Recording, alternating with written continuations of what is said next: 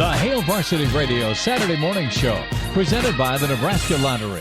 Strap yourselves in. Here are your hosts, Chris Schmidt. Y'all don't even know he was a virgin until he's 28, and now, roll tide. And Mark Kraynak. Time has come for someone to put his foot down. And that foot is me. Welcome to it. Weekend edition is here. It's Hail Varsity Radio, presented by the Nebraska Lottery. Chris Schmidt, Connor Clark, and Tim Bob Kitzmiller is here. Here is the single barrel, and the wafting smell of incredible breakfast buffet is just off to my left. The French toast casserole is legendary. And if you're hungry, if you're gearing up for spring football 2022, we invite you down here to the Single Barrel Weekend Edition, Hail Varsity Radio on the road. And we've got a loaded program for you. 9:30 to 11:30, we're down here. The the breakfast brunch buffet goes till 11. And then we can all waddle over to 10th and Vine. Going to be a good day. Guess what? The wind gusts are below 400 miles per hour. Thank goodness. Bill Bush might be kind of cringing a bit. He wanted to see his special teams units perform in inclement conditions. But no, in all seriousness, sunshine, great spring day for spring football 2022. On the way into town or milling around town, can give us a shout. Numbers to get in with Hail Varsity Radio, 466-3776, 466-3776, 800-825-5865. Can email the show, Chris at hailvarsity.com. Find and follow us on Twitter at Schmidt_radio is Chris Schmidt. That's me. Connor Clark back in studio. Hat is on backwards. He is serious at C_Clark_27. Either Connor had a great night or he's just a Gatorade guy by default as he's hammering the electrolytes. Tim Bob, what do you know, man? You got your eye black on. You ready to go block and tackle? Ready to go, man. Ready to put on my hitting britches and go hit somebody, man. It's spring football and beautiful day. Gosh, we needed one. Yeah, it's been a while. Connor, you're geared up. You were at the spring game last year, I believe, and now as a student you're here. And, you know, as we lead up and kind of sift through the storylines of spring football, you know, we look at the offensive line, the defensive line, the quarterbacks, the secondary, the new coaches, the crowd size, and then, Connor, the showcase. This weekend is shifted. It's always about practice and health, but it's turned into a big-time showcase recruiting-wise. Well, yeah, I think that's the biggest factor, really, when you look at it going into the spring game, because we had this discussion about, okay, how many fans are going to show up and all that stuff, and it's a great, I don't want to say excuse, but it's a good reason to have a great Saturday, and everybody gets out and everything, and that's all great. But really, when it comes down to it, this is representing and showing off your university to these recruits, and a little bit of money there too. But it's really important day for Nebraska to try and kind of get that final tipping point to these recruits who are going to be here today and really show them what Nebraska is all about when it comes to football. Well, there's a few folks here that are on their way into town or are staying here at the Graduate, having breakfast here at the Single Barrel, and it is 100 plus prospective student athletes that will get a chance to get the tour. Kevin chimes in on Facebook talking to any recruits. Kevin, we are working on that. Got a really talented offensive lineman finishing up his eggs across the way that may find his may mosey on over on set. So fingers crossed for that. But today, when it comes to on-field performance, it'll be interesting to see just how things shake out. And the format, right? The format is going to be offense versus defense. It's not red versus white, and that's all right. We're going to see Nebraska's defensive line and where they're at, led by Ty Robinson and a host of guys that at one time in their career were high-profile recruits. And then they've been guys grinding away, trying to get the defense down and then step up with some opportunity. Nebraska's lost a ton when it comes to that defensive line. But they have talent that is on the way getting seasoned. Well, I was going to say not just talent, but leadership. I mean, Ben Stilley and those senior guys. That group was, instrumental as that fifth year, graduate senior to kind of hold them accountable. So it'll be interesting to see, not necessarily talent wise, but certainly leadership wise, how that defensive line adjusts. We are going to. You want to let him jump in? Yeah. Tim Bob will be right back. We're going to have an on-site switcheroo as Aiden Gilmour is with us. As Aiden's going to sit down. Aiden, an offensive lineman out of the Dallas-Fort Worth area. Aiden has been in the gym, as you can tell. Aiden, good to spend time with you, man. How are you? Good, you? Good. So tell us a little bit about yourself and what brings you to Lincoln, sir. Well, I'm just a kid from Dallas. Just a kid from Dallas, they say. All right. And just had some ex-Huskers that wanted me to get up here and really want me to play for this great school. And, they just, like McCathorn Clayton, Reggie Cooper, and DeJuan Gross really want me to come up here, check it out. So I'm here now. Well, that is Aiden Gilmour, offensive guard out of Dallas-Fort Worth region. Tell folks a little bit about your high school, your offense, and then some of the teammates that you get to bang heads with on a day-to-day basis. Yeah, I'm from Parish Episcopal. It's a big private school in Dallas. We've won 3 state championships in the past 3 years, hopefully for this next year. I blocked for Andrew Paul this whole season, and he rushed 3,000 yards in the past playoffs, and that was big, and now he's committed to Georgia. And also day-to-day basis, I blocked Trey Williams, DN. He has offers from here, Iowa, and I think he's in Stanford right now. So pretty notable competition. You yourself, what's it been like for you to be a part of the high school program you're at and continue to work your way up? How have you been able to grow your game? Well, I have Austin Uke last year. He was a 4-star left tackle and kind of blocked next to him that whole year, and that was big for me to learn from him, and now he's at Stanford. So that was really cool to learn from that experience, and just so many people that I've worked with. And I trained with Donald Hawkins, and he went to UT and played in the NFL for a while. And we train with so many other big players and like 5-stars out there. So I get great experience through that, and the past people that come through Parish that helped me out. Aiden Gilmour is with us. He is checking out Nebraska today, all the way up from Dallas. So Aiden, tell Nebraska fans a little bit about the offense that you're in and the offense you come from. You laid out the background of Nebraska, kind of that former Nebraska connection you have. How about the offense? What's the offense you guys run down in high school? Well, this year we did a lot of running because we had a great running back. We do a little bit of option, a little bit of pass in there because we got a 3-star quarterback who's a freshman now. He's really good, so I think we'll be throwing a little bit more this year. But, running a lot this past year. You love it? I do. I love it. Okay. Anything to get better. Yeah. At guard, let's talk a little bit about what they ask you to do at guard and kind of where your role is on the team. Are you one of the more vocal guys on the offensive line? I would say so, yeah. We like to call out plays. We like to see who's blitzing. We like to watch out, especially for the corners. That's a big deal in Dallas where corners blitzing in, so we got to watch out for that. But I think the biggest factor I am for my team is I'm a big puller. Okay. So love to pull out, and I think that's one of my best attributes is pulling. Aiden Gilmour is with us. He is in Lincoln and a prospect from the Dallas-Fort Worth region that has some Nebraska connections.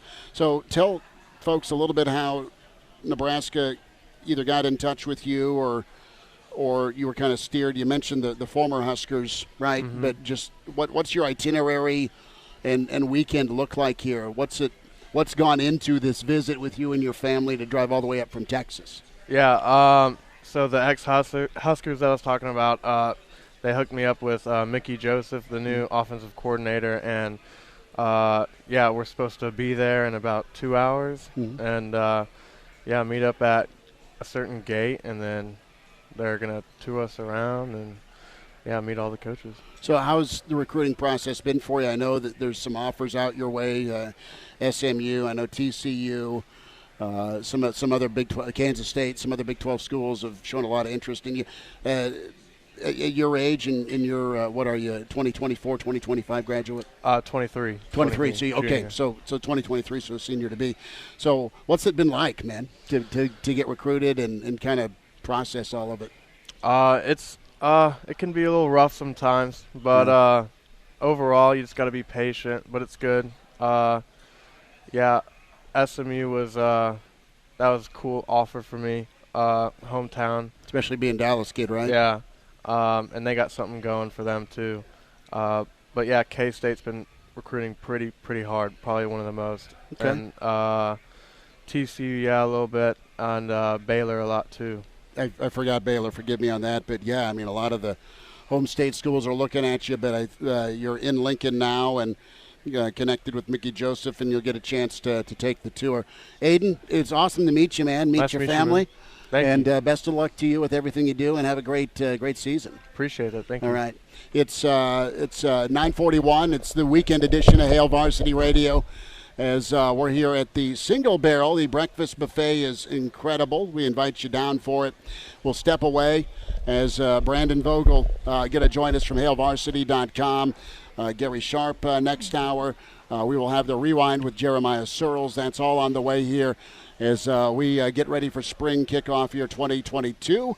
It's Hail Varsity presented by the Nebraska Lottery. Now it's time to get back to the Hail Varsity Radio Show with Chris Schmidt and Mark Kraynak. All right, that's it. You two guys leave me no choice. No television for a week. What? Back with you here at the Single Barrel Weekend Edition is Hail Varsity Radio. A little bit of a flex schedule with the kickoff at 1, so 9:30 to 11:30 here at the Single Barrel inside the Graduate. Big thanks to Aiden Gilmour, offensive lineman out of the Dallas-Fort Worth area. Good to spend some time with him. Thanks to him for popping by. We'll check in with Mark Kraynak en route as Kraynak is taking the kids to the spring game today. So Mr. Kraynak a little bit after 10. The Iron Horse, Gary Sharp, a little bit after 10. And then the Rewind will feature Jeremiah Sirles, the man on the sideline today. Connor Clark back in studio. Tim Bob Kitzmiller hanging out. This coffee's incredible, but I implore you to get the French toast casserole that they have, the mother of all breakfast casseroles. I got to go get me some of that. Well, Tim Bob, you've been snaking bacon. Well, the bacon is really, it's good and crispy. all and morning, sausage, all morning up there. I don't know if the biscuits and gravy is done yet, but maybe Vogue's is firing up some breakfast. We welcome in Brandon Vogel, HailVarsity.com and magazine, at Brandon L. Vogel on Twitter. Vogues, how's your Saturday? You ready for some, I would say the spring game, but how about the offense versus the defense, my friend? Good morning. Good morning. Doing well. I am curious to get a look at that. Kind of like, the offense versus the defense format. I don't know. I guess what's the difference between splitting up between two teams or just going unit versus unit? But I feel like we'll get a pretty good look at some new guys and some guys who have been at Nebraska for a while, but we just haven't had a ton of opportunity to see play in games yet. So it's going to be a little bit of a blank slate spring game for me. That's a great way to look at it, Vogues, when we talk about this blank slate. And it feels that way because everyone's starting at the same starting point on offense, whether you've been here 3 or 4 years or you're new, just because of the transition with the offensive coordinator. You've got a new position coach and associate head coach in Mickey Joseph. And you factor in Applewhite with the running backs, and of course Raiola. A lot of microscope time with the offensive line. So that's kind of on my radar. But I want to start with quarterbacks, just because that is what stirs the drink in the NFL, stirs the drink in college football. You want to be a playoff team. You have an elite quarterback, not to mention great lines of scrimmage. So Casey Thompson does what today in your eyes? How do they even handle him? When we look at this spring setup, Casey's not, I don't want to say he's not been pushed, but you've just had kind of the injury bug be a real reality. I mean, there's still Smothers, his progress, what's that look like? Kind of ballpark your quarterback expectations for me today. Yeah, I'm expecting them to have a fairly, I guess, equal distribution amongst the main guys. And I think, the coaches, there's not been much gray area there with who they think is in the lead for the starting quarterback job, and it's Thompson. And it should be Thompson. He's the most experienced quarterback on the roster. So I think you'll get a good look at him, but I think you'll see plenty of the rest of that room, and then we'll see what happens when they get into the second half of these things. Spring games tend to get pretty loose once you get past halftime. So I'll be looking at this and we don't know how different this offense is going to be. I don't know that we're going to solve that today either. But because there's at least a new person in charge in offensive coordinator Mark Whipple, I guess who looks the most natural right now is one of the things I'm going in looking at specifically for quarterback. Does it feel crisp or for any of those guys? Does the timing look like, it's going to be a work in progress, but does it look like somebody kind of gets the timing of what this needs to be? So it's a lot of detail work watching these spring games, but as long as you know that going in, you can at least come up with a plan for what you're hoping to see. Brandon Vogel is with us on Hail Varsity Radio. Connor Clark back in studio. Tim Bob, Kitzmiller next to me, and we'll talk about crispiness, right? Vogues, that may be hard. That may be a big ask just because of the moving pieces on the offensive line. But let's talk running back. Is this just kind of a reinforcement opportunity for Yant, or is it more about what Anthony Grant can do? Because, Grant's gotten some pub this spring, deservedly so, but Yant looks like a different dude compared to a year ago. Yeah, those are, if you're handicapping who's gonna be the running back who quote unquote wins coming out of this scrimmage today. I think those are your two co-favorites there, because Yant is somebody that the fan base likes, has seen in flashes what he's capable of, and it's been very clear again from the coaching staff why he wasn't on the field more, and he seems to have addressed some of those things this offseason. So I think people come in expecting him to be pretty good, and if he looks that way, it's only going to make people, I think, more encouraged for the fall. And then Grant, sort of the same way, high-profile junior college get for Nebraska. Heard some pretty good praise for him, and a big, powerful kind of back. So he's somebody who, if he flashes anything today, I think is going to be somebody we're talking about for the next 5-6 days after this spring game today. Brandon Vogel is with us here on Hail Varsity Radio. And Brandon, this is a question that I've been asking a lot of different people throughout the week, and something I'm curious on is the amount of tickets that are being sold for this spring game. A lot of people value the amount of fans that come, a lot more than others. I believe we're a little bit over 50,000 tickets sold. What is your opinion on getting as many people as possible in the spring game? Does it matter, or is it really not that big of a deal to you? Personally, I try not to put too much stock into it, but I do think it matters in this case. You look at the recruiting weekend that Nebraska has lined up, and there's a reason that they kind of push those guys and really try to get them here for that. Is because Nebraska can, and even if it seems like the weather's going to be pretty good for this. You get 10,000 walk up, you get up over 60,000. If Nebraska can do that, you're going to be among the top 5, 6, 7 teams in the country probably. So that's really a showcase for prospective student athletes. That's where I think it matters. Given the situation that Nebraska football finds itself in after losing seasons recently, it's hard for, even if they get to say 60,000 or so, it's going to be a little bit of a referendum because it was 85,000 3 years ago, So I don't particularly like that part of it, but I do think the attendance matters just because it's really impressive, and it does set Nebraska apart. So a couple of questions. Number one, we talk about the quarterbacks and the offensive, or the quarterbacks and the running backs. That offensive line, to me, is the key in terms of recruitment and replacement. And then the second question is, how different is this offense going to be with the new coordinator from what we've seen? Yeah, I guess I'll go with the second one first. I'm not expecting massive changes, and it's going to be hard to know that, I think, coming out of today. But football offensively has kind of really flattened across the country. Like, there's so many concepts out there, and everybody's running some amount of RPO, and that was definitely a part of Whipple's offense. Like, it just feels like unless you're out there running the option, or if you're like really, really staunchly pro style, maybe like in Iowa is, and ironically, Nebraska sees a lot of it in the Big Ten. Like, there's just so much commingling of these offensive concepts everywhere. So I think Nebraska's going to look pretty close to what it has been. You'll notice some differences.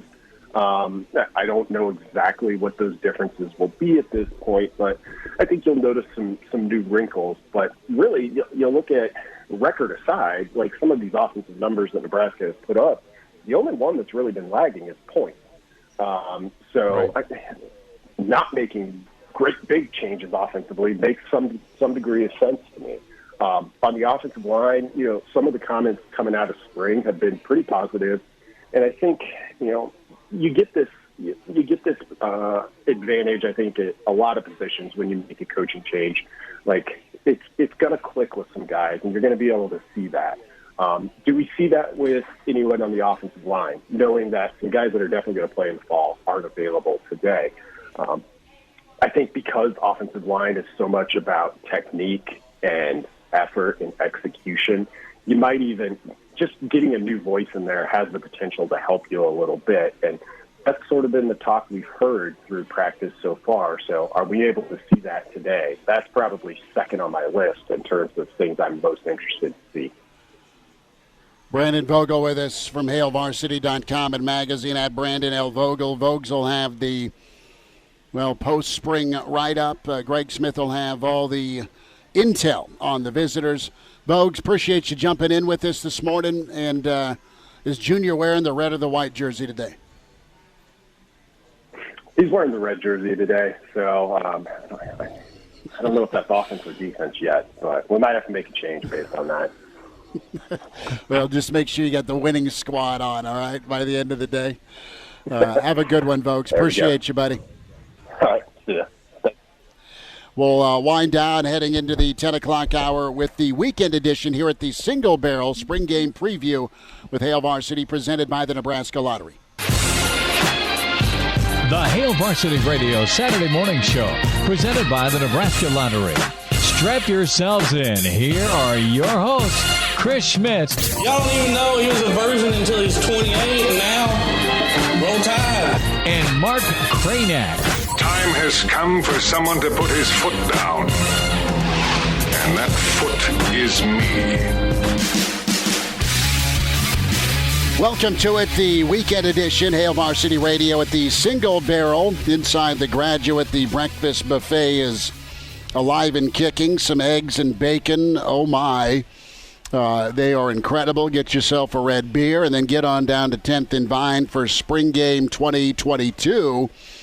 Big thanks to Tim Bob Kitzmiller for popping by. Big thanks to Aiden Gilmour, 2023 recruit out of the Dallas-Fort Worth region, for kicking us off. And Brandon Vogel with us. The Iron Horse is on site. Gary Sharp will be with us. He is firing up some eggs en route because he is doing what so many families have done for years on Spring Game Saturday, bringing the kids. We say hi to Mark Kraynak with us. Kraynak, how's the roads? What do you know? Are you hanging in?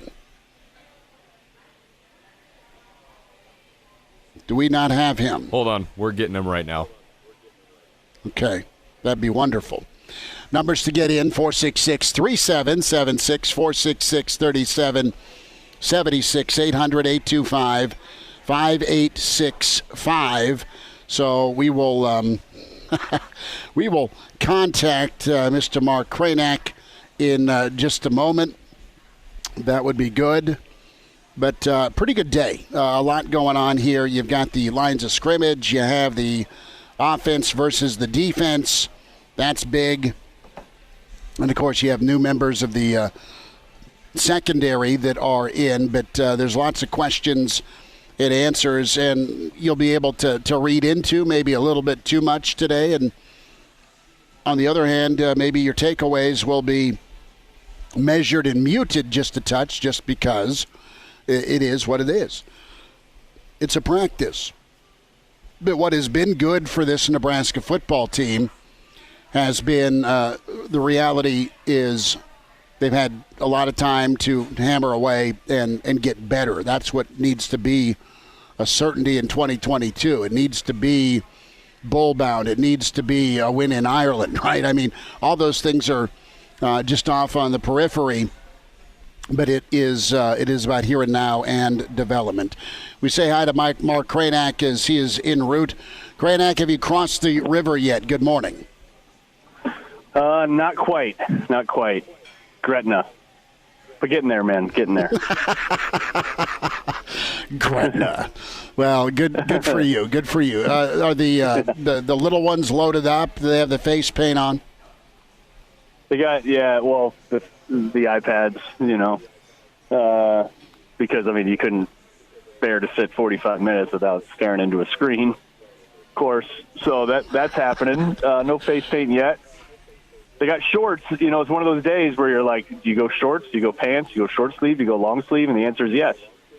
You do all of them. You do it all. You layer it. You layer it for sure. It's one of them days, man. One of them days.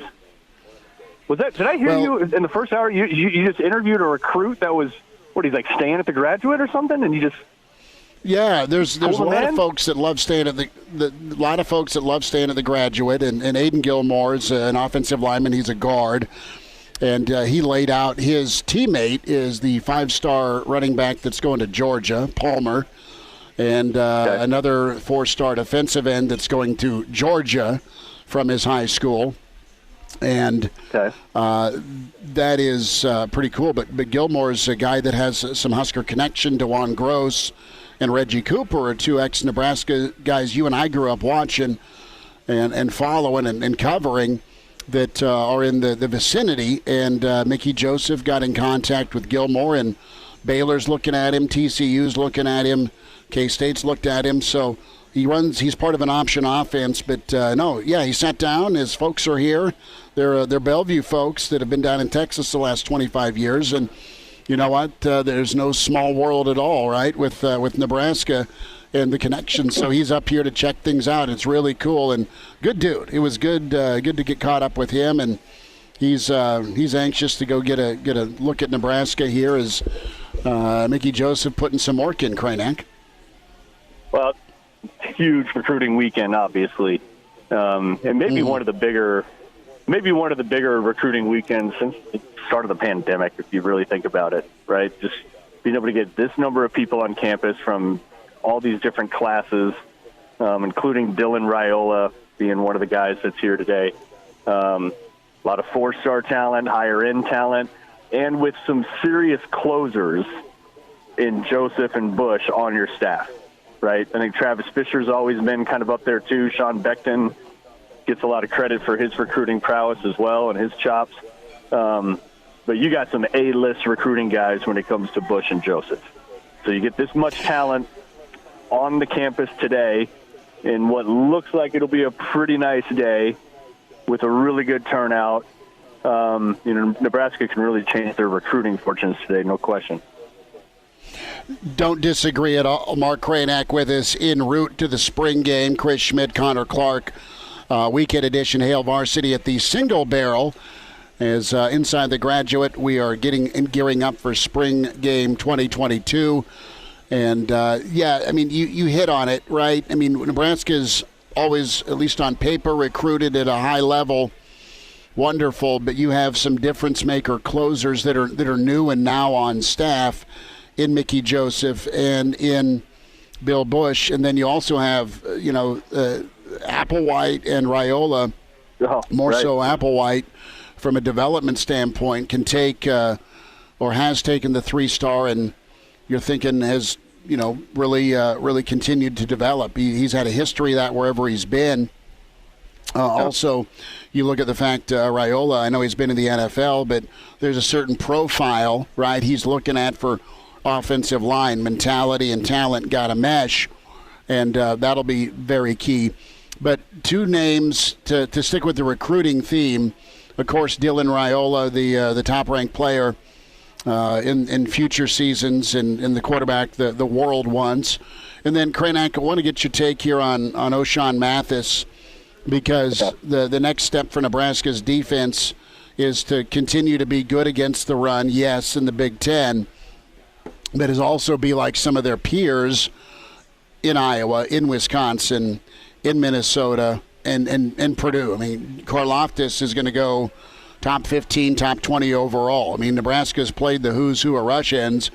If you're Nebraska, it'd be nice to have that and deal out some own medicine, so to speak, in future seasons, because Nebraska has been the brunt of that edge elite rusher wrecking a game, right? Think of Iowa the past couple of seasons. Think of what Michigan State did, 7 sacks allowed, right?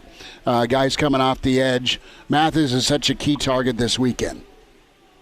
Yeah, he is. The transfer out of TCU, and he's bringing a lot of his family here today too. I went and looked at his film a little bit too, because you never know with statistics. It's like, hey, did he have like a 5-sack game against Valdosta State, or does he do this against legit competition? And he does. He does it against Oklahoma, does it against others. The thing I like about him is he's an athlete first. Not saying he's like Randy Gregory. He's not built like Randy Gregory. But do you remember how Randy Gregory, where if you watch him at defensive end, you're like, you know what? You could probably, if he just grew up different and trained different, he could probably be a safety too. He could probably be a tight end. He could play be middle an linebacker. He could probably be a tackle if he ate a lot. He could just go anywhere because he's just that athletic. I don't think Mathis has that level of athleticism, because I think Randy Gregory was like a 1 in a 20 million type. But I think Mathis is a 1 in a 5 million type. He's impressive, man. I mean, the way he tracks people down from behind, the way when people try to apply jukes to him, they don't work because he's quick enough to respond to them. The way he's got one play on tape where he picks off a ball that was basically trying to get rocketed over his head, and he was 3 yards away, and he jumps up and has good enough hands to just snare it. So he would be a difference maker at DN. I don't know that he's this might sound weird, an every down guy necessarily, but he's third down, look out. And I think he can cover too, so he probably would maybe be on that open end side, but impressive player. I think he would be an immediate upgrade.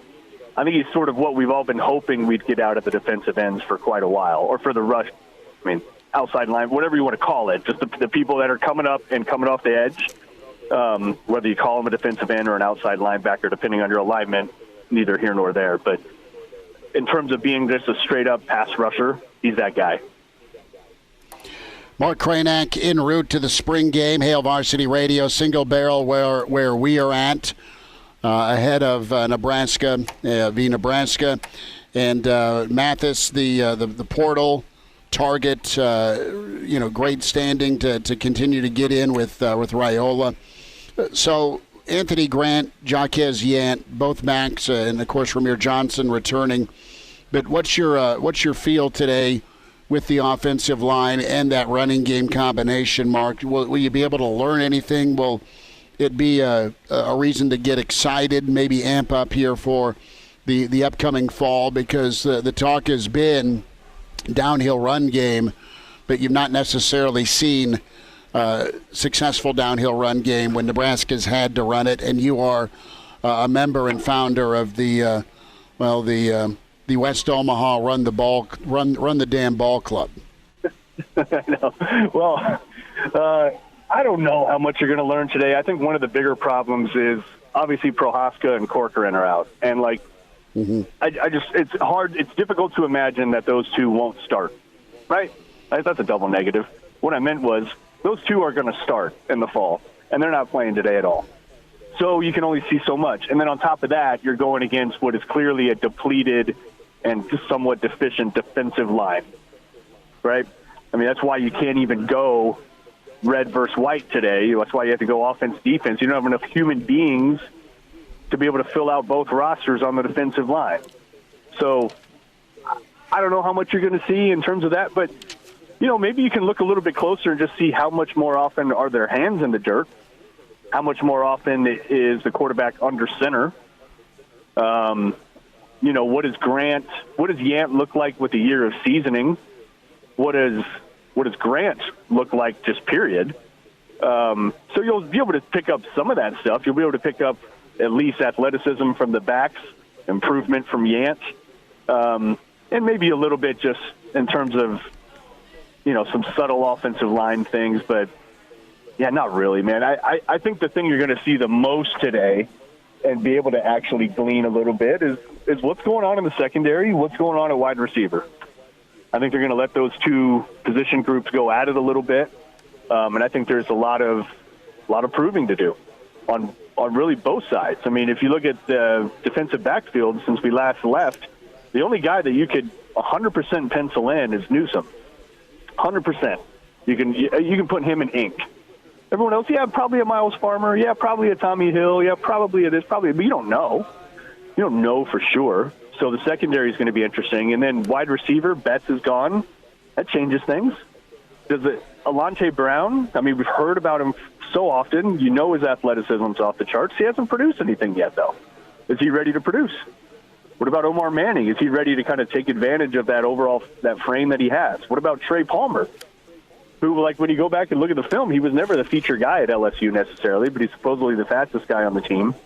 But is he a hands catcher? Can he get open? Is he he was a third, fourth option at LSU. How will he be if he's the top guy at Nebraska? What about Brody Belton? So that's what I'll be watching the most, and that's probably where they're going to let guys play the most overall.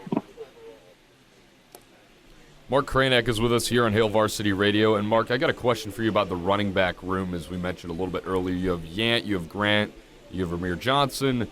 Going into the season, and I know we're not going to learn too much today because of the spring game, but going into the season, would you like to see more of a rotation of running backs, or would you like to see, okay, this is our guy, let's stick with him, and then we put somebody else if he goes down injury-wise or something else? Look, of course you want depth, right? Like everybody wants depth. Just in case there is an injury, like you were saying. But I'm very much in favor of having the guy.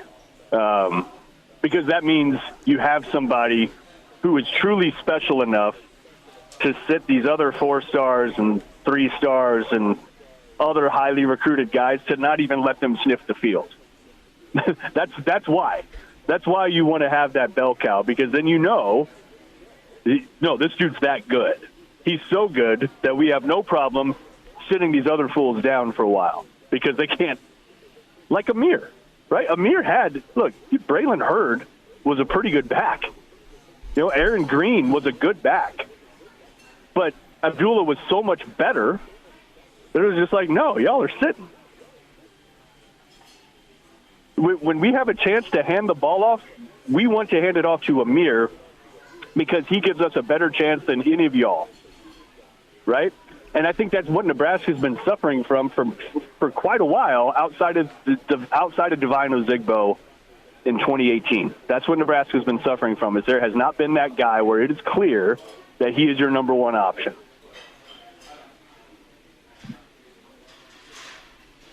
Kraynak, you're right about finding that difference maker at the running back spot. We'll end with this as you matriculate your way down to Memorial Stadium, kids in the back, screens are on. Quarterback. Okay, so you've got Thompson, and he's the guy, it feels like, for sure. But honestly, what do you see from Smothers? What do you see from Harburg today? Yeah, Harburg was pretty impressive in this setting last year, I thought. It wasn't terribly accurate, but he did look like he belonged athletically, and it did look like he did not bail. It didn't look like he had happy feet necessarily. I think with Logan, you want to see a little bit more. It's kind of the opposite what you want to see out of both those guys, really. With Logan, you want to see a little bit more physical prowess. I mean, that's what's holding him back, really. It's arm strength, being able to deliver the ball where it needs to be. I don't think you question whether he knows what's going on or know where to go with it. Coach's son, he's sharp kid. I don't think that's been he's fast. He's got that. So it's really about improving his arm strength. And then with Harburg, for him it's more about do you know where to go with the ball, and are you accurate enough to get there? Because physically, that guy, he leaves nothing to be desired. He's fine.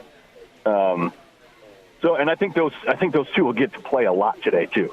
So you'll see them quite a bit. You'll probably see Casey Thompson for a couple series, 2, 3, 4 tops. So I think you'll see a lot of Harburg and Smothers today. Do you take the jersey off of Harburg just because if you're Whipple, you don't have a ton of film on the guy? Well, look at it. Yeah, we thought this was going to be such a packed quarterback room, and somebody's definitely leaving. But do you think we're walking out of spring now where you know who should leave and why? They don't even know. Nobody really knows because there just hasn't been enough snaps to really evaluate anybody. So you don't know what you got in Torres, really. You don't know what you got in Purdy. So I would not be opposed to seeing it because you really do got to see what do you have in Harbor. What happens when there are a lot of people around? What happens when dudes are coming after them? What do you have? Because you have 3 of those 5 guys that have been hampered. You can't just count on Torres and Purdy, and you don't know what's going to happen with them with injuries and all that. You might as well just to see what you have, and just to see if that whole question of can you keep all 5 scholarship quarterbacks in the boat? That question might get answered if you see him running around acting a fool and looking like he doesn't belong. He looked like he belonged last year, but let's see it without a green jersey on. Well, and he's had limited time too with that finger injury. Kraynak, safe travels. We'll pour you one when you get here. All right. Godspeed, sir. Appreciate you. There he is, Mark Kraynak. Hail Varsity weekend here at the Single Barrel inside the Graduate. Connor Clark back at our studio, the Iron Horse next to me. A quick timeout. We'll check in with Gary Sharp next. It's Hail Varsity weekend, spring game, pregame 2022, presented by the Nebraska Lottery. Now it's time to get back to the Hail Varsity Radio Show with Chris Schmidt and Mark Kraynak. All right, that's it. You two guys leave me no choice. No television for a week. What? Back with you, it's Hail Varsity Radio spring game, pregame 2022. Chris Schmidt, Mark Kraynak, en route. Connor Clark back at our ESPN Lincoln studios. We welcome in on site the Iron Horse, Gary Sharp, with us, and we have all sampled the Single Barrel Breakfast Buffet. It is incredible. The coffee is big time. The bacon is as crisp as the offense. I see what you're doing. You're in mid-season form already. I am. I have a plate of bacon and there's eggs, and it's wonderful. We're holding off on the beer. How big is Aiden? Look at Aiden. Oh, I know. Aiden is a beast. He's a big offensive guard from Texas. Mama and Papa are Nebraska natives, and we kicked off the show. Really lucky to have Aiden Gilmour swing by and sit down with this man, and it's really cool to hear his story, Sharpie. Yeah, just meeting the family here. I mean, that's that's about the networking. This is a huge day. Not necessarily, and there's a lot of debate about the format that is appeasing to the fans compared to the coaches. But what today is all about recruiting. And it is a monster recruiting day for Nebraska. And it's kind of like the kickstart, the refresh, new staff in person on campus. And there's some fellas on campus. I mean, it's quite the impressive list that they've been able to put together. And the organization that the current recruiting staff has been able to do in a short amount of time is pretty impressive. Now, you get them on campus, you show them a little bit. Now the next step is, can you close or get them back during the summer? Or if they're further down in the 24-25 class, can you get them back for official visits? But this is a huge day. It's all about recruiting, and you're going to see an abundance of players that are going to be on the sidelines during warm-ups with lanyards around their neck. And people here know who they are, from a five-star in Dylan Raiola, who has been here numerous times, to, as you guys were just talking about, O'Shawn Mathis, to Aiden Gilmore. It's quite the list of prospects, and it's a big day for Nebraska. Well, 100 plus on hand on the sideline checking out. Husker Nation will do their thing, and we've led up to this. We've talked about impressions. We've talked about takeaways. We talk about what do we see, X, Y. Listen, it is going to be about Husker Nation, Sharpie, showing out, doing their thing, showing their love. You want to talk about what Nebraska football still has that is national championship worthy. It is fan base, it is passion, and it is doing it the right way with, really presenting a plan for on-field and off-field for a ton of student athletes. Yeah, and they're very, again, their organization is really good, because there's the part of getting them on campus and introducing them to the experience of the University of Nebraska, from football to being a student here. But then there is the other element that is new, and that is the name, image, likeness. And we saw yesterday how current football players have benefited. Now we're about to find out even more the plan they have for two prospects in particular, Mathis and Raiola, and that's the name of the game, and that's how you play it. And I think Nebraska is positioned right now really in a good spot to take care of that. It's not, hey, we got a deal here, we got a deal here, but how do you manage when you get those deals? So I think Nebraska's ahead of the game there, but you get them here, now you got to find a way to close. Well, talk to me a little bit, Sharpie. You're close with Mickey Joseph, Bill Bush. Those two guys have closed a lot. They get a lot of coffee, right, in their career. When we talk about first picks overall, the quarterback position, first-round picks, guys that go to the Super Bowl, not just recently but through their career. Nebraska's been a place where you've had to recruit nationally for decades. You have two guys that get it, that have been here and have had really incredible career stops, but they're back, air quote, home. And I'm excited for Nebraska fans with what they have in a Bill Bush, what they have in a Mickey Joseph. It's not that, listen, you don't have other guys on staff that do a nice job, but both those guys are a pretty high level. Yeah, and you know what? And they develop relationships, and that's what it is. You're in the relationship business. And here's the thing. It's also the elephant in the room to some is recruiting is a business. It's not just, hey, it's part of the job. It is now a full-fledged side job as a business. And you have those guys that you just mentioned. They get it. And they can reach prospects on a different level. And you're going to see today, I mean, again, look at guys from the state of Georgia that they have here. Slew of them. These are not official visits. These are unofficial. So these guys are here on their own dime. And that says a lot about getting in and then getting them hooked. Now, again, I keep reiterating, the next point is the guys that you want, that you believe are difference makers, can you close on them? There is one guy that's going to be on campus today that is a legacy, that is a five-star quarterback, that is the number one player in the class of 24. He's the kind of prospect, and you know who Nebraska is up against with Dylan Raiola, he's the kind of player that can change the trajectory of a program. Nebraska hasn't had that kind of recruit that we could all universally agree on and say, that's the guy since Tommy Frazier. And that's no hyperbole. Dylan Raiola is that good. But Nebraska's in for a challenge with him. But I think they're positioned pretty well not to just be, hey, my dad went to school, I'm here. Oh, by the way, my uncle is coaching here. Again, I like Nebraska's overall plan for today.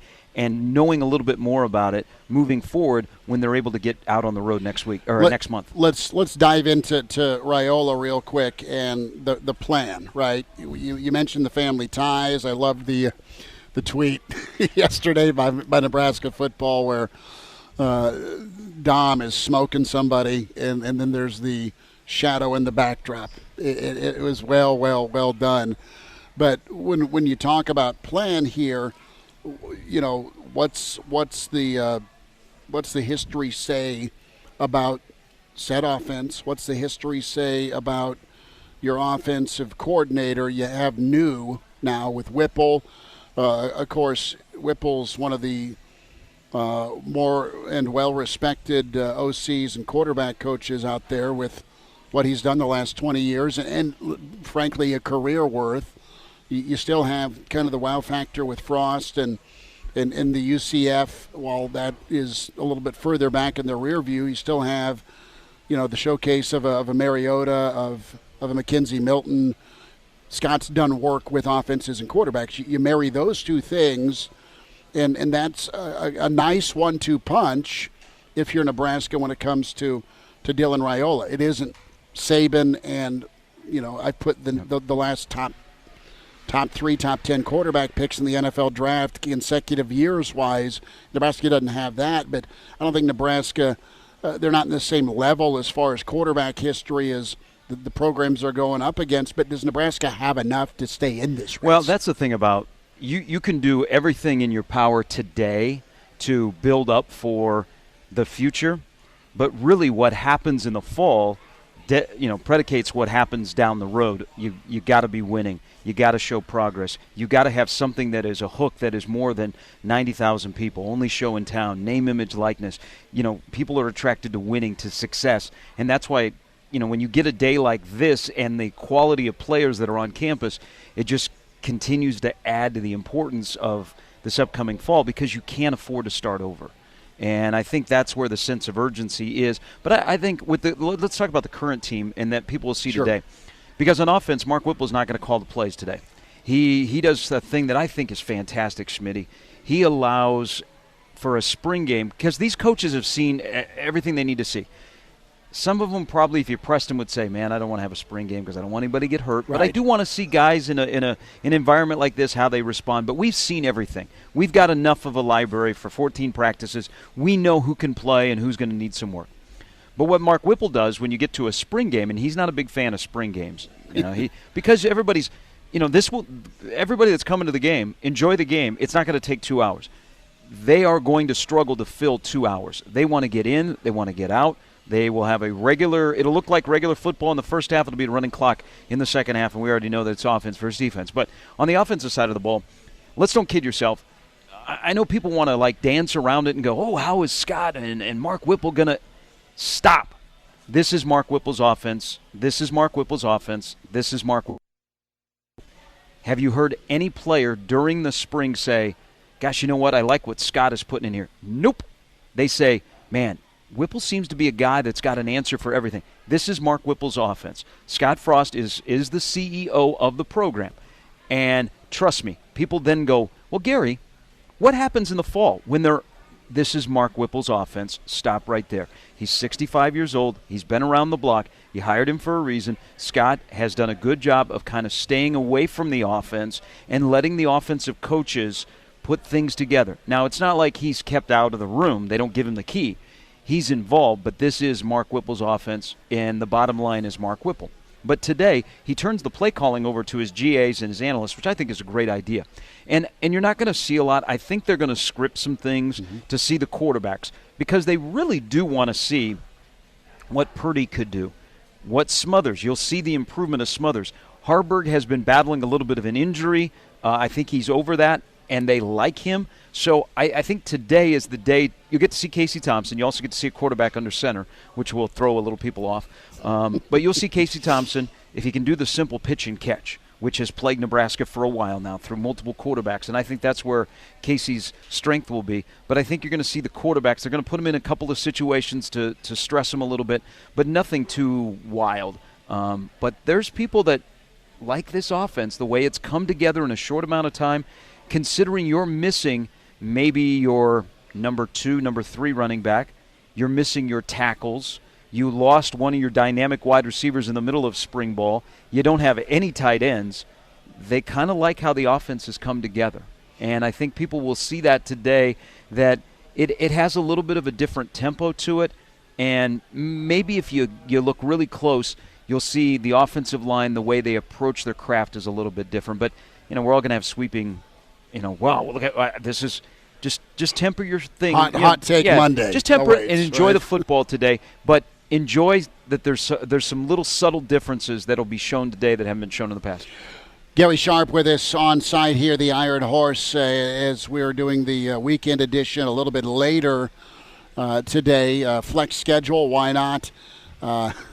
Which is good. And the breakfast buffet is in full swing. It's still open for another 20 minutes here at the Single Barrel. But if you miss the breakfast buffet, you're invited to grab a burger, a bourbon, a beer before you head to 10th and Vine. Sharpie, it's been fascinating to touch on recruiting and then get the lowdown from you on the Nebraska offense, the look. And I want to go to quarterbacks, and it's been pretty unique, right? I mean, Harburg's had the finger issue. Yep. Purdy's had the foot issue. And then, by the way, there's the Logan Smothers question mark, who's been super, uber loyal to Nebraska. And by the way, they've really worked with him. The last time people saw him here against Iowa to what you're going to see him today, you'll notice a difference in the way they've kind of mechanically did some things with his passing. He is, controlled passing is what you're talking about here, and can you make the simple pitch and catch? That's over the middle. That's flat route. That's out route. That's taking a shot when you need to, and you may not run for a ton of yards if you look at Pitt, but it's not for lack of attempts. It's still air quote balanced. But is today a decision day for one of these quarterbacks? How does today go? Does that determine their future as far as sticking with the program or not? Well, what's your read? Well, here's the interesting dynamic about the quarterback position. I think Mark Whipple is ready to say Casey Thompson is QB1, and he essentially has kind of said that. Scott Frost is not ready to go there because I think he wants the 2 and the 3 to continue to push. But let's don't say, well, what's up with Casey Thompson? You know what? He came here with a purpose to be the number 1 quarterback, and he's had a good spring. He's had a really, really good spring, and he is the number 1 quarterback. So watch 2 and 3. It is my belief that nobody is saying, you know what, the next time the train stops, I'm getting off. I think Logan Smothers likes the position that he is in. Where is Purdy going to go? And Harburg is coming along. So I don't think you're going to see anybody depart out of that position.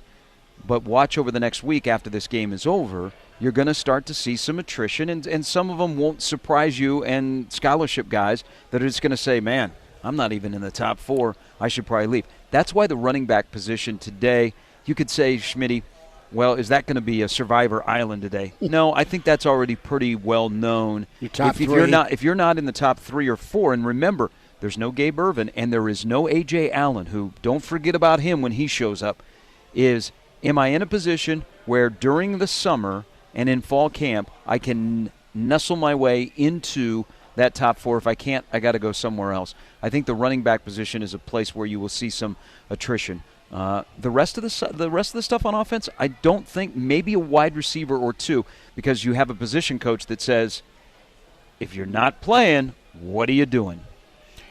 Your job is to win, right? That's the ringing comments from Mickey Joseph here this spring, among other things. I love his approach. Touch on, if you can, the wide receiver room and just what Mickey has done differently to get guys maybe a little bit more locked in, specifically Omar. I think technically they're going to be more sound at the top of their routes, the way they get in and out, which will in turn benefit the quarterback. There were a lot of times last year, Adrian, and it's more, we can look at the quarterback and go, that was a bad throw. There were a lot of times over the last 3 or 4 years where the wide receivers were not in the right spot or running a crisp route like they're supposed to, and Adrian made the play that he was supposed to, and the ball was intercepted or it was incomplete, or you went, what is going on? I think that's something that Mickey has worked on, and I think there is a lot of respect in that room not to let Mickey down. And he's got a different set of wide receivers in terms of size and in terms of speed, and he's got a dynamic guy in Trey Palmer who could elevate his game. Is Trey Palmer good enough from LSU to Nebraska to go from 30 catches to 50 catches? You know, it's few and far between of the days of Morgan and Spielman where you have guys that are catching 50 to 60 balls. It's usually in the 35, 45 range. Are there a couple of guys on this roster that can get you 50 plus? And will we see the true Omar Manning that stays on the field the entire time? There are options at the wide receiver spot. Castaneda is a guy that I wish was healthy so we could see more of him. But Mickey's got, I think, I could say honestly, he's probably got 7 wide receivers he believes in. He would like to find 2 more. And if you're not in that top 9, you may not be in the program.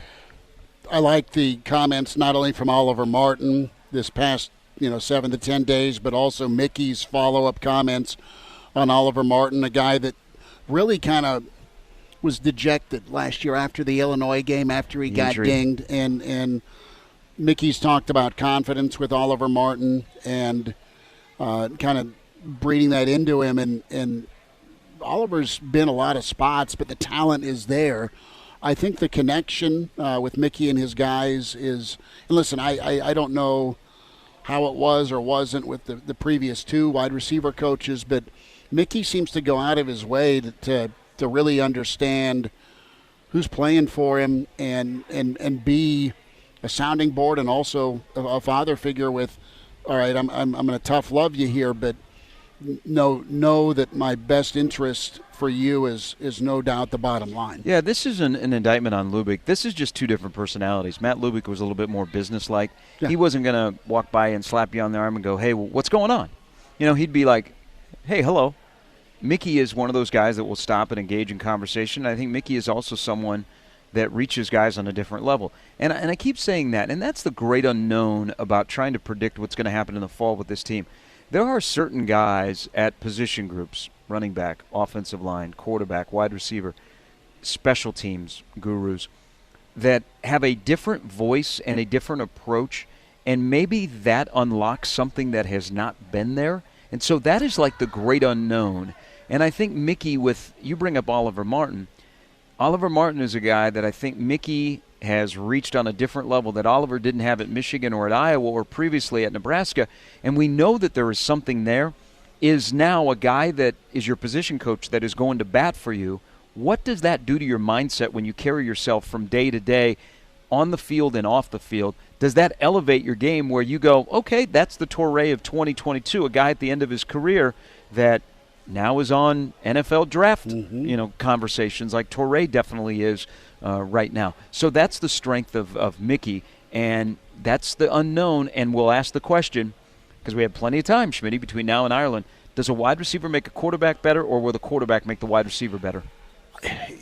Based on what you've said and what is out there, I think you've had receivers that are talented enough to help the quarterback, but it sounds to me like for whatever reason it was more on the wide receivers than the quarterback, and you also got to factor in the O-line, right? I mean, yep. you have a situation where 41% of the time you're dropping back, you're running for your life, and there was maybe not a lot of trust in the run game either. Let me just stop you there. One thing people will know, and look for this today, and it's not just a spring game thing.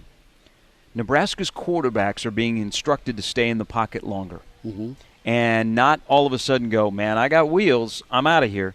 Hang in the pocket a little bit longer. So watch that today of when things break down initially, the quarterback doesn't take off and start running. They've hammered that home to the quarterbacks is to stay in the pocket. You know what? Trust yourself. Stay in the pocket. Go through all of all of your options, and then make the right option. But I think, and today the quarterbacks are off limits, except for maybe Harburg, who they have not seen enough of here in the spring. But watch, I think the quarterbacks stay in the pocket a little bit more, and what does that do to Nebraska's passing game? Gary Sharp with us, Hail Varsity Radio weekend here at the Single Barrel Rewind, coming up with Jeremiah Sirles, the rundown, the lowdown on the offensive line and the lines of scrimmage coming up here after 11. We're here till 11:30. Sharpie, a few minutes here before we say goodbye.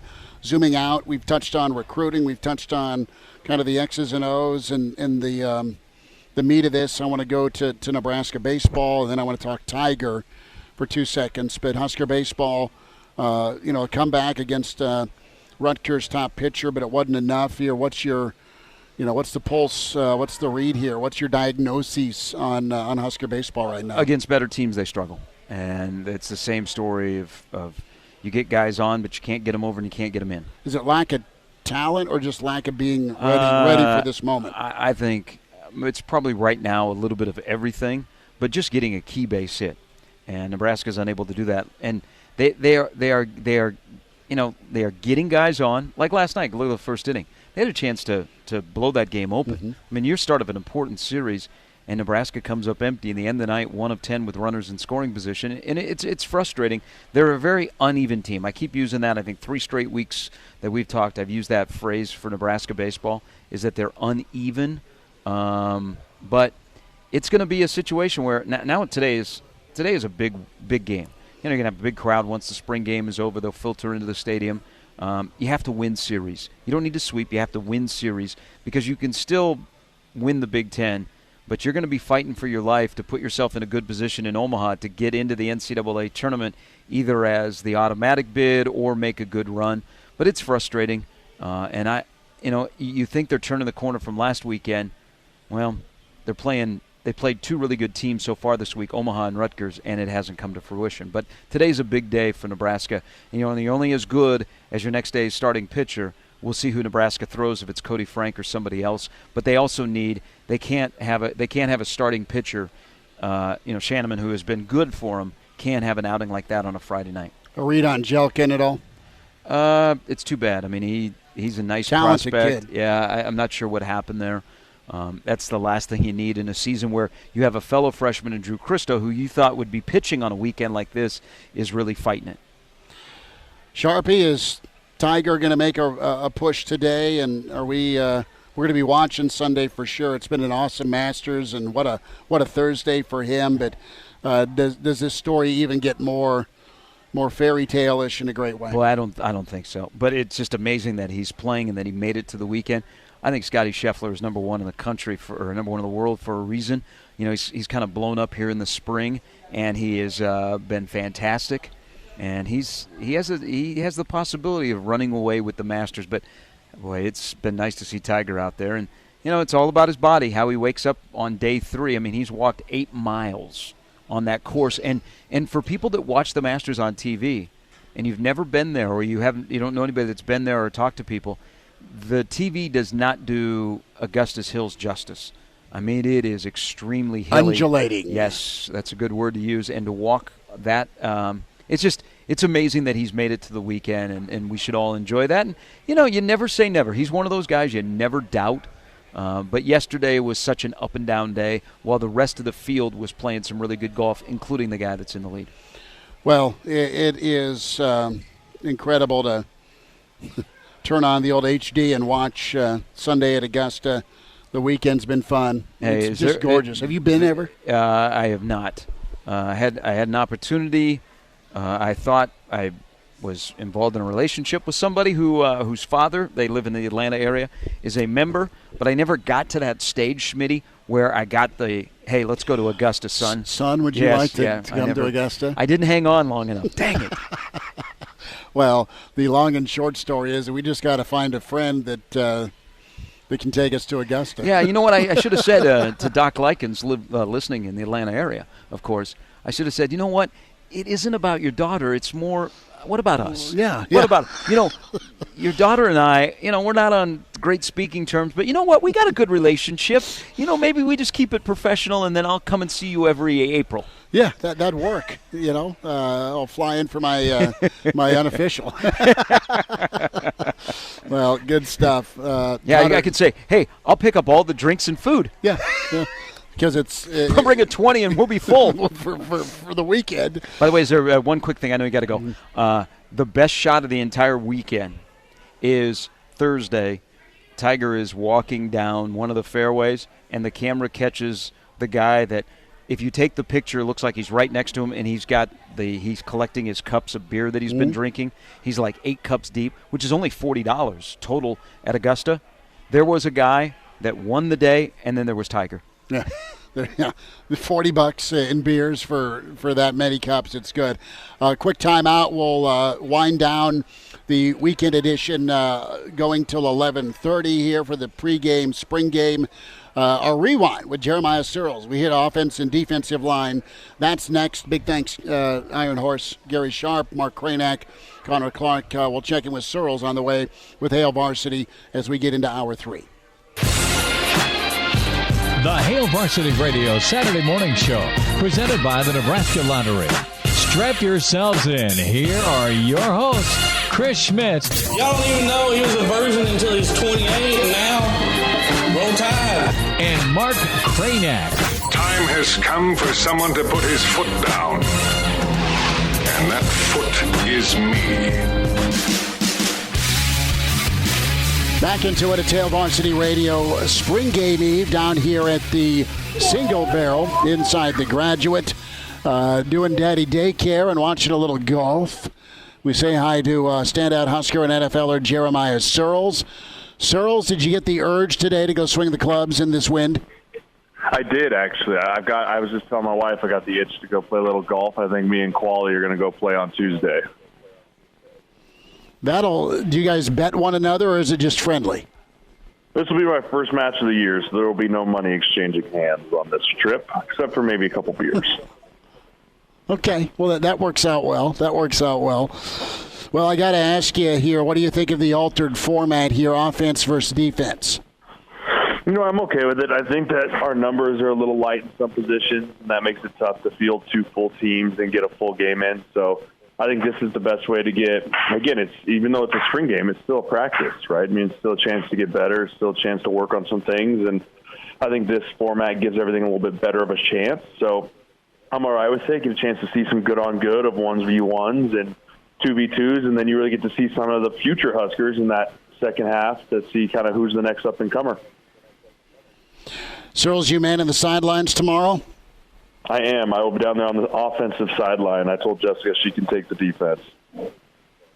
Are you planning on a hat with the windy conditions, or are you just going to let the locks flow? I haven't decided yet. If I have a hat, it's most likely going to have to be backwards, but I might just go the old comb over route. I did just get a nice haircut down there, down a straight edge downtown, so they got the hair all combed up, ready to go. For sure, sunglasses. The debate is it long sleeve weather or is it polo weather? It's pretty up in the air.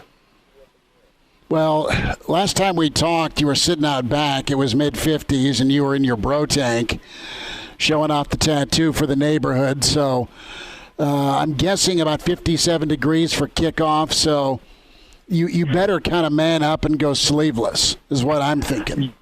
Yeah, I'm thinking that too. The wind just beats you up, man. I'm watching the Masters. I'm watching this wind just beat the crap out of these poor guys trying to swing a golf club. And I feel like it's been an extra windy spring, but hopefully it'll die down soon. I know it won't, but I just keep saying that. Searles, want to get your thoughts on the offensive line. What has been your pulse on either what you've seen or what you've heard with how that unit has worked this spring with Coach Don? Yeah, I've heard Coach Rail has done a great job. I mean, I talked to multiple people in the program and said the offensive line's being super aggressive, running off the football, trying to create dents in the defensive line and moving the downs into the linebackers. And so that's all great, and that's all great news. But, we still have to come out and execute. I think he's still missing a few pieces. Teddy Prohaska is still not back from that ACL. Turner still isn't practicing. So I still think he's been able to put together a good spring and good opportunities for some of these young guys like Kevin Williams and Ethan Piper and guys that get really meaningful reps, right? And you got to replace Cam Jurgens at center position there, so who's kind of made strides in that. I think there's a lot of question marks about the offensive line going to spring, and we're not going to leave spring with all of them answered, but I hope that they laid a really good foundation for a lot to move into training camp and the summer conditioning program, and hopefully come August you'll see things starting to take a little bit more shape.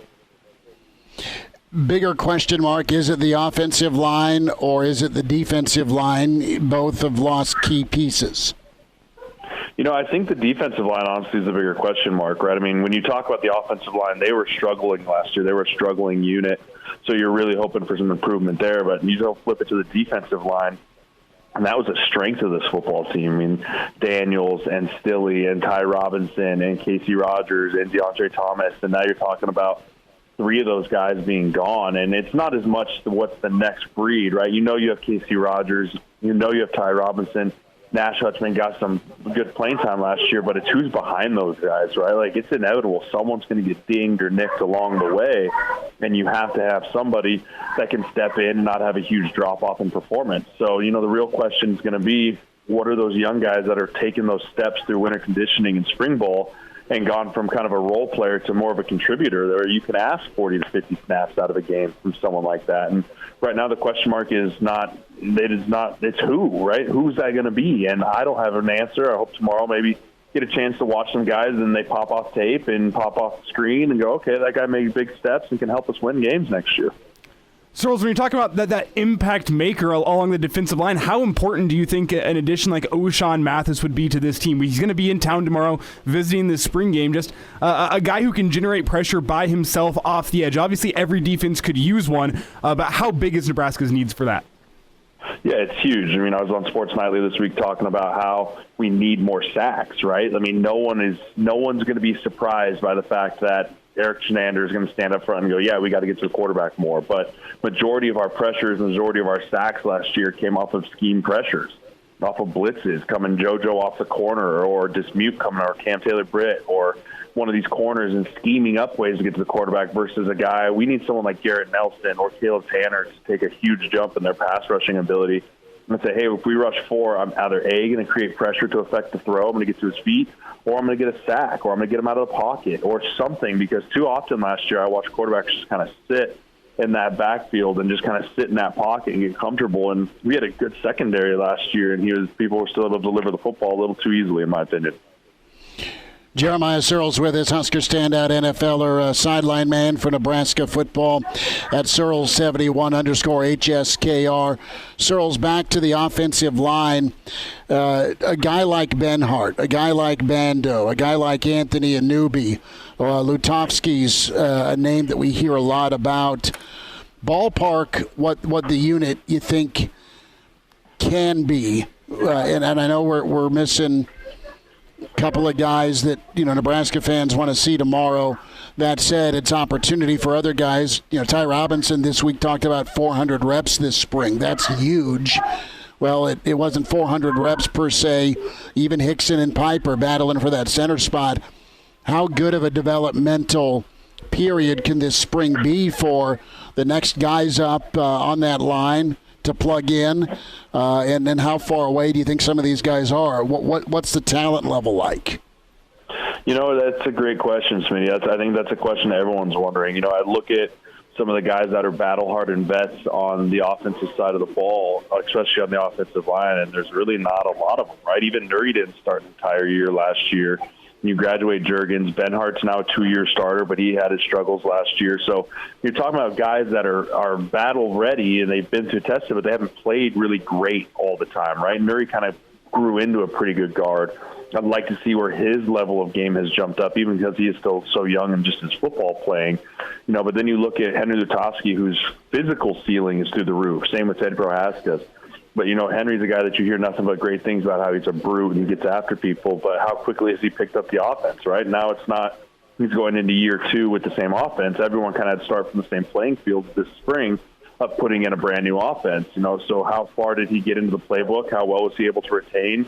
How quickly can he take it from the meeting room to the practice field? And now you're going to see him take it from the practice field to, I know it's not a game, but it's a game-like scenario, right? So that's what I'm looking at from a lot of these young guys as far as the development piece, not just physically, but mentally as well. What do you anticipate with the Whipple offense, not just tomorrow, but long-term? I do anticipate a little bit more under center, probably a little bit more downhill run game after watching Pittsburgh a little bit this year and going back through and studying some of Pitt's tape and watching what they did with the quarterback position and delivering the football, timing, passing. I think it's going to be kind of a little bit of a blend of the West Coast and the Scott Frost spread it out. So I think it'll be I think it'll be interesting. I think it'll keep guys on their toes, but I mean, it doesn't really matter what they scheme up. It's going to be really about the 11 guys going out there on offense and executing it all to perfection. Was there a difference maker? Is there a difference maker at running back, or is that still TBA for you? Do you think one of the guys that's been here or the newcomers can take that mantle? I'm sure there'll be a rotation, but I'm not asking the next Amir to raise their hand, but you guys had Amir and Rex and Roy, 3 NFL dudes. Is there somebody like that can be on this roster? Have they recruited well enough to get a game breaker at back? You know, I hope so. I'm hearing a lot of good things about Anthony Grant coming out. I heard he's done some really nice work coming as more of a power back. I'm really hoping my number one guy I'm cheering for is Ramir Johnson, strictly off of the way that he battled through all that stuff that went on last year, being like 4th on the depth chart and coming back to where if he wasn't in the game, our run game was basically nothing, right? So really pushing for him to have a really strong performance tomorrow, but also we're missing Gabe Ervin. He probably won't be out there tomorrow. Excited to see what he can bring to it. So I think there's a few people in that room that are close to taking that next step and separating themselves from the rest of the pack. But we really, unfortunately, probably won't get to see that until come fall camp and early in the season next year. Casey Thompson does what for this offense, what for this football team? You know, I can't wait to watch him sling it. I think he brings a little bit of attitude and toughness to this offense specifically. I think he walks around a little bit of moxie. Not saying Adrian didn't, but, you know, Adrian was just a great guy. I don't know if he had a little bit of that. You got to have a little bit of that weird nastiness to you to be a true competitor. You know, I think hearing stuff, Casey Thompson has that. And that's great. It's good for an attitude just, right? When you have everything kind of brand new, it's good to shake things up the positional leader too. But I do know he can sling the thing. I did not realize how short he was, but, you know, that's okay. Not everyone has to be 6'5". But, you know, I think that he's going to be kind of maybe I'm hoping he's a little bit of if I had to compare him to someone, you know, the little running quarterback that they have out there in Murray in Arizona, right? Hope he can bring a little bit of that magic in. So there's about 90 seconds left here, and I mean, who do you think is going to be the guy that after the spring game's done with, everyone's going to be talking about? Last year it was Yant. A couple years back during Adrian's first spring, it was Adrian Martinez was the guy everyone was talking about. Who's the guy that is going to be the guy we're going to be talking about on the radio show next week saying, wow, that guy had a great spring game? Good, bad, or ugly, it's going to be Casey Thompson. I mean, it doesn't matter if he goes out there and throws 5 touchdowns or he goes out there and throws 5 picks. I think that is the focal point that everyone will be looking at tomorrow because he is brand new. He's the bright, shiny object, and he's supposed to become the next coming and take us to a conference championship. Or at least that's the narrative at the moment, right? So I think we'll all be talking about Casey Thompson's performance for the next till probably we all head to Ireland here in a few months. Searles, you know Ireland, the first round's on you. Oh, there's no doubt. We'll find some Irish pub somewhere. Just a few. Spring game memory. You were there for Jack's run and also a proposal. This weekend special to you? It is. It's a special weekend. I mean, I remember my first time as a freshman running out there and getting a chance to play in front of Husker Nation for really the true first time. And then full circle with Team Jack to proposing to my wife. I mean, spring football is a fun time, a lot of fun memories for me, and I'm excited to be back in a full Memorial Stadium tomorrow. Jeremiah Sirles. Sirles, be good. Have a great weekend. We'll see you at the stadium. Absolutely. Sounds good. Go Big Red. All right, the rewind there with our dear friend Jeremiah Sirles, standout Husker NFLer, and we'll be looking the part I think he'll go without the hat and the shades, and he'll probably go sleeveless. Gary Sharp, the Iron Horse. On site, we're here at the... Want to go camo, maybe? He could. Yeah. He could. We're on site here at the Single Barrel. Connor Clark making it run back at the studios, and Sharpie, a lot of fun today. So a lot of debuts, right? Debuts for the quarterbacks. Debut for Carson Schmidt on the hill. He took on Lincoln High a week ago, and it was their JV team, and threw a lot of strikes, did well. Well, he's taking on Grand Island as we speak right now. Right. I've not heard a shriek from Southwest Lincoln, so far so good. Hey, can I ask a question? Something that Jeremiah brought up there, and you know, the quarterback is the most important position in any sport, anywhere. Why does it seem that we're hesitant to say Casey Thompson and his importance? You're in a division where, look at the quarterbacks in the West Division. Right now, Aiden O'Connell is probably the best quarterback in the division. Wisconsin is iffy on their quarterback. Iowa's trying to figure out their quarterback. Tanner Morgan is up and down. Illinois is trying to decide on a quarterback. We know what Helinski is at Northwestern. Nebraska has the opportunity to have the best quarterback in the West Division, and it's almost like we're hesitant to lean into the importance of the quarterback being really, really good. He came here for a reason. Mm-hmm. And he left Austin for a reason. And he's not an All-American, but he might be the quarterback that Nebraska needs for this offense to go in 2022. And I think it's okay to say out loud, man, it's important that Casey Thompson plays well for Nebraska. That the quarterback position is settled, and you don't have to worry about that. And there's going to be 3 to 4 games this season where the quarterback's got to win you a game. I always like to say, Schmitty, who is the guy at the end of the shot clock's got the ball in his hands? The scorer. In football, we don't have a shot clock. But we have a guy that touches the football in every single possession. It's okay to say, man, we need Casey Thompson to be good. And he's had a good kind of quiet spring. Trust me. Watch his interaction today with his teammates. People are drawn to him. The way he gets in and out of things. I mean, Nebraska may have found a guy that cures some of their ails and is able to settle a position where you don't necessarily have to worry about it, and you can start to focus on other things. And that's why I say, lean in. He's a guy that is important, and it's okay to say that out loud. Great point on that, because and listen, it's been no secret. You've had teams like Iowa and Wisconsin that have gone far, had really good seasons the last 5-6 years without incredible quarterback play, without NFL quarterback play. And how have they done it? Well, through running the football and defense. So those are probably the only 2 teams in the West Division where you can honestly say they don't need elite quarterback play at Wisconsin and Iowa to win football games. But there's going to be 1 or 2 games a year that they're going to probably not win because their quarterback wasn't able to make a play. Nebraska's not in a position yet where they can go, we don't need elite quarterback play. We've got other things. We can run the ball when we want to. We can stop the run, so on and so forth. But Nebraska needs very, very good quarterback play. And I think that's going to be an important role. I don't, if you have that taken care of, gosh, it alleviates some of the other concerns that you might have. Well, Nebraska's advantage with Adrian, not to go rear view too much, but he was supposed to be that difference maker at quarterback, and he did a lot of good. And, he also had a lot on his back. Okay, and just don't turn the football over. Yeah. That's all you're asking. Well, don't turn the football over. You're turning it over, and you're not getting a turnover or 2. Disastrous, and then you sprinkle in some special teams. We're going to go around the table here, and a couple of names that we'll be smiling about after 3 o'clock today.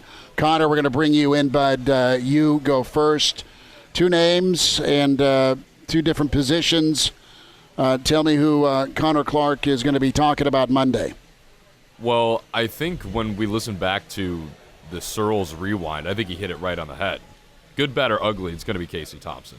I mean, I'm going to be looking at him. I'm going to be seeing what he does on the field and on the sidelines. Interactions with players. Mm-hmm. Will he play well? Will he fit into this offense? And again, I know I don't want to put too much stock into a spring game, but these are all things that I'm going to be looking for. And another player that we've talked about a lot here on this show is Jacquez Yant. I think I'll be looking at him a lot as well. How has he improved over the offseason? How has that disciplinary aspect, say, in the weight room and with his health, going to affect his play in a positive or negative way? Because we saw the dude rumble down the field a couple of times at that 250 weight. Now he's dropped 20 of those pounds. Let's see what he can do for this running back room and for this offense.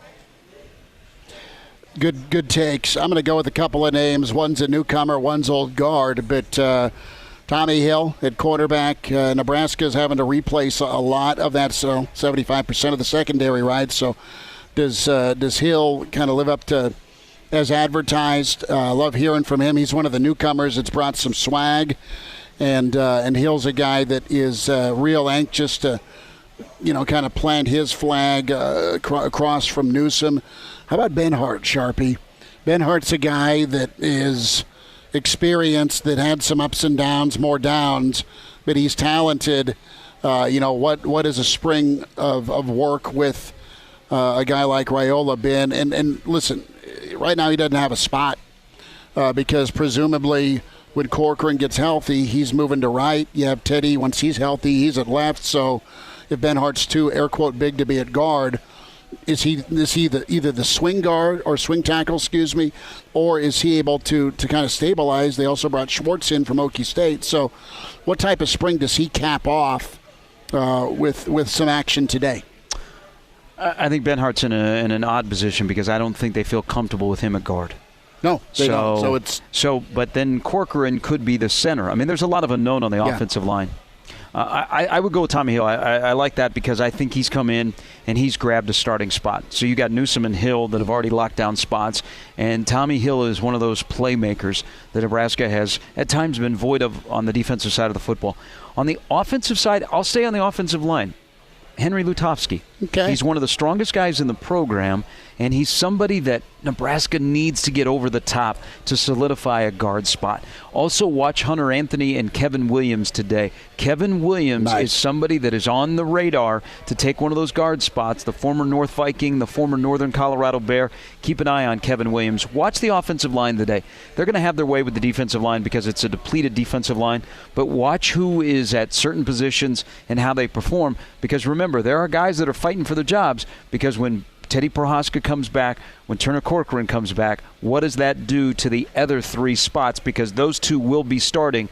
We don't know when they'll be back, but they are two guys that during the course of the season will have spots. So that leaves three that are open, and there's a lot of people that are fighting for those three. Gary Sharp, Connor Clark, Chris Schmidt, Mark Kraynak, the weekend edition, the spring game, pregame 2022 podcast will be posted Spotify, iTunes, Google Play. Give us a thumbs up, give us a review, good, bad, or ugly. We'll take the feedback and subscribe to us. Connor, enjoy your football Saturday. Sharpie, you do the same, brother. And back at you Monday at 4 with Hail Varsity, presented by the Nebraska Lottery.